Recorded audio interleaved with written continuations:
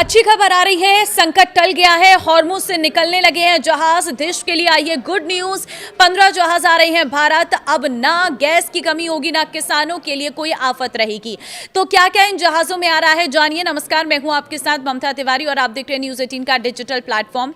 Waste Asia में युद्ध थम गया है और करीब दुनिया की 20% तेल गैस जरूरतों को पूरा करने के लिए जिम्मेदार स्ट्रेट ऑफ हॉर्मुज से फ्यूल लगे जहाजों की आवाजाही भी शुरू हो गई है। ये भारत ही नहीं बल्कि दुनिया के लिए बड़ी राहत है, क्योंकि हॉर्मुज बंद होने की वजह से भारत, पाकिस्तान, बांग्लादेश से लेकर ब्रिटेन जैसे देशों ने बड़ा संकट झेला है। लेकिन अब ये टल गया है। अमेरिका ईरान के बीच शांति होने और हॉर्मुज से जहाजों का निकलना शुरू होने के साथ ही भारत सरकार ने बड़ा कदम उठाया है, जो तेल गैस से जुड़ी बड़ी राहत माना जा रहा है। दरअसल सरकार ने संकट में लागू किए गए इमरजेंसी नेचुरल गैस सप्लाई नियमन आदेश के तहत जारी अधिकतर प्रतिबंधों को वापस ले लिया है।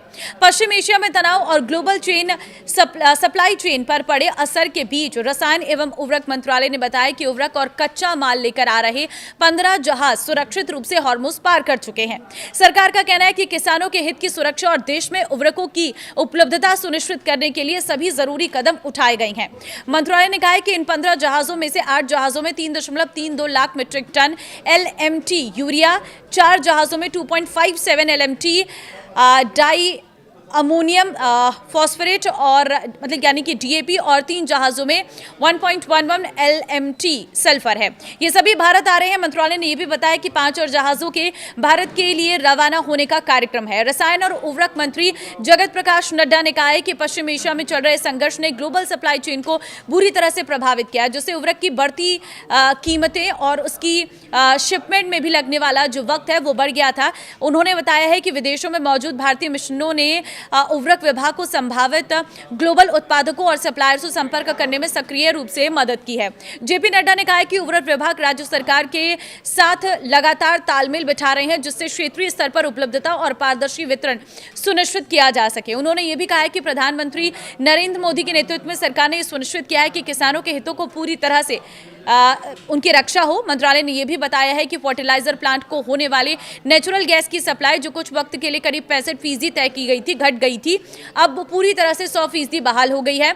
मंत्रालय ने आगे कहा है कि उसने 197.56 लाख मीट्रिक टन फर्टिलाइजर का स्टॉक जमा कर लिया है, जो देश की 383.9 LMT की सालाना फर्टिलाइजर जरूरतों का 51% से अधिक है।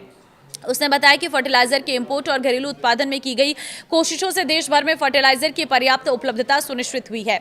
दुनिया की तेल जरूरतों को पूरा करने के लिए स्ट्रेटेजिक रूप से महत्वपूर्ण स्ट्रेट ऑफ हॉर्मुज पर जहाजों की आवाजाही का सिलसिला सुचारू होने के बाद ये प्रतिबंध करीब 4 महीने के बाद हटाए गए हैं।